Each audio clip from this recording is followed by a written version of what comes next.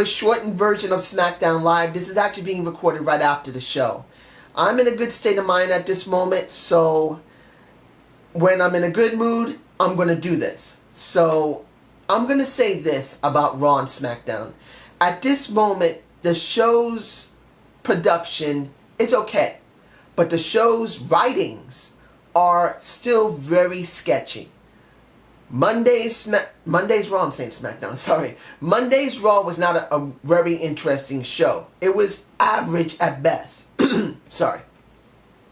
When I saw Roman Reigns going after the US title, and then wondering, is he at SummerSlam going to be eating shit if he loses, or is he going to be given a second chance and win that title and try to rebuild himself? That's my main focus of Raw. That was all that seemed to be the most important thing to me. This SmackDown, though, there were several things in this show. It was an above average show. That's the way I saw it. It wasn't great, but it was above average. And the thing that I saw from the opening and the end was one glaring problem. It wasn't Dolph Ziggler. At this moment, Dolph is being pushed, and he shows the enthusiasm of that. I've always said Dolph Ziggler could be a main event jobber. I know a lot of people don't like to hear that about him. But at the point when we were just having two shows connected to each other, that's what we got. A main event jobber out of Dolph Ziggler. Now, we could have a main eventer. Does it mean he'll be a great main eventer? No. But he could be an okay one. Because of the rosters now being split and there's not that much talent between the two that is really seasoned and over due to the fact of bad booking, you never know. But that's not the problem. Dean is not the problem. It's Bray Wyatt and Eric Rowan's. Bray was used as a plot device to bring these two guys together so they, as you saw at the end of the show, instead of turning Dolph to a heel where he works way better, he's kept a face. And Dean's turned to heel. At least that's the way I see it. I say this honestly. Dean should not be a heel. And Dolph Ziggler should be a heel. I'm not saying Dean is a better face than he is a heel. I'm just saying Dolph needs to be one because he works better. But Bray Wyatt is being wasted. The Eater of Souls, where people seem to love his promos, have not been loving it that much. When you heard the opening of the show and the promos in between the entire 2 hours, they weren't very enthusiastic, particularly with Eric Rowan. The people are getting tired of him. And the problem is he doesn't win. He does great promos, he does work in the ring. In the end, it means nothing. So this is what you get. He needs to be he needs to win titles. So what happened with American Alpha beating up on some unknown jobbers, and then you have the vaudevillains there, you have Hype Bros there, you have the Ascension there. Who else was there? That was it. Next to American Alpha. What happened to the Usos? And definitely what happened to Bray Wyatt and Eric Rowan? They could be a team that could destroy. And then you would give credibility to a Bray Wyatt. But they're not going there. And this is where I think it's stupid with Bray Wyatt. You have the potential to make another Undertaker-like or Kane-like character. Or even a Mankind-like character. And the WWE's blown it. This is how I feel about it. They need to restructure him, make him a tag specialist, and then break him back to being a singles competitor. That's what he needs to be.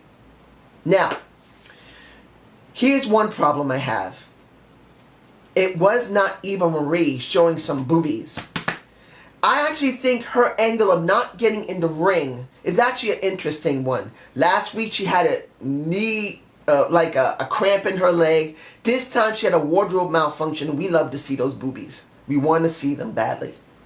But the thing is that Eva Marie is working with Alundra Bliss. And Alundra Bliss won against the wonderful Becky Lynch.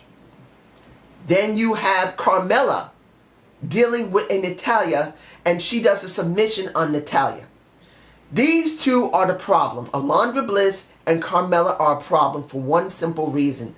By themselves, they just don't have characters that are strong enough for me personally. They just seem weak.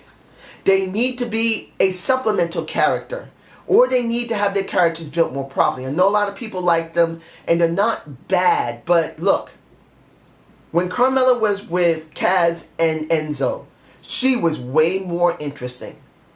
When Carmella faced against Alundra Bliss with either a Dana Brooks or Eva Marie, as far as I know, Eva Marie worked mainly with Alundra Bliss at one point, and then worked with, I could be wrong because I didn't see a lot of NXT.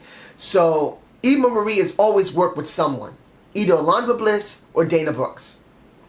Now she's working with Alundra Bliss. And Alundra Bliss is going to be a much more interesting person by Eva Marie's side than a Carmella will be by herself. And I just think Carmella is a very bland character that fades in the background because she doesn't have someone to play off of.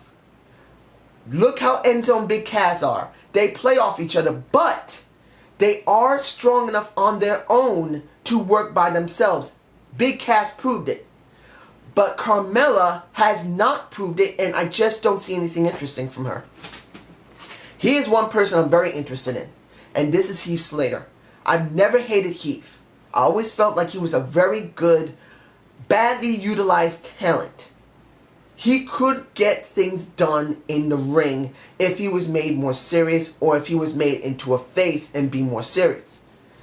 In this case, because he's got to be bounced back and forth between Raw and SmackDown, it is interesting that he has to fight to get a contract. But the problem here is that he's done things like this before, and I want to see something different from him. He has potential to be someone that is good, but we don't have this. Not saying it wasn't interesting seeing him say, I got 2 kids to care about, then I got 7 kids, I got 4. It was funny, but it's still sad to see this. Now, let's see, was there anything else? I could talk about Randy Orton and ADR, but that was mainly trying to get Randy Orton over. And I'm not going to go any farther than that, even though Randy's doing well.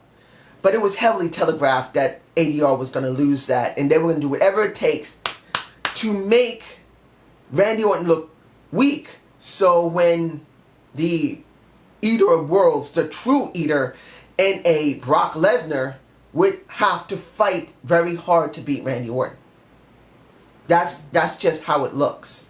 Now, if I'm forgetting anything, wait, no, there is one thing I'm forgetting. Where is Naomi? Put her in my face again. I want to see Naomi. Show me Naomi. Well, that's it. It was an above average show, but it wasn't really that great. But it was above average. I hope you enjoyed this short review. I don't know about TNA. I'm going to see if I can do it, but I'm just not feeling myself right now. I'm not going to explain what's going on here because it's not necessary. You guys don't need to deal with that. Just know that I had a good, strong interest to do this review, and I hope you like it. Have a good day, and have a good night.